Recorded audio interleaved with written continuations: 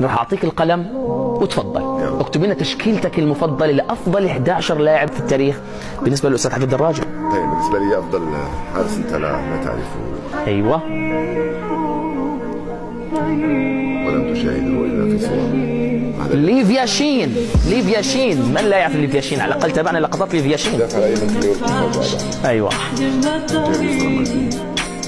مالديني الإيطالي مولود عام 1968، لعب مع المنتخب في عام 86 عمره 18 عام، شارك مع المنتخب في كأس العالم 86 واعتزل في عام 2009. فرانز بيكن باور. نعم طبعا بيكن باور بطل عالم كلاعب وكمدرب، 74 بطل عالم لاعب و90 كان مدرب.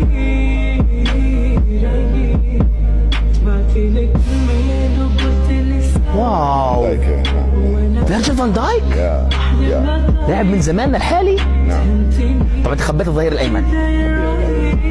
طيب جميل، جميل جدا. طيب مفاجأة، نيستا.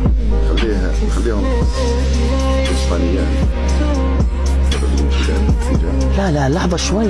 مجنون صح؟ لا لحظة شوي، مش مجنون يعني، مش بس يعني اوكي نيستا طبعا في خصوم كثيرين جدا بنفسه، بس ديفيد سيلفا. ديفيد سيلفا. نعم. ديفيد سيلفا الاسباني لاعب بالمان سيتي الحالي. نعم. ليونيل ميسي. معايا ولا كيف؟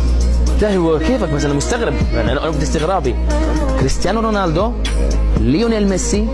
احنا بنلعب بتشكيلة الأربعة لحد 4-4. باقي لك لاعبين والظهير الأيمن. مش هذه طريقة تحفيظ الرجل. مارادونا،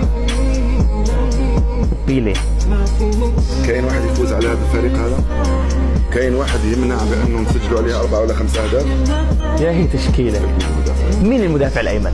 أنا بالنسبة لي إن لم يكن الأفضل فهو واحد من الأفضل. شوف صور وارجع شوف. حمسني والله، لا أعلم.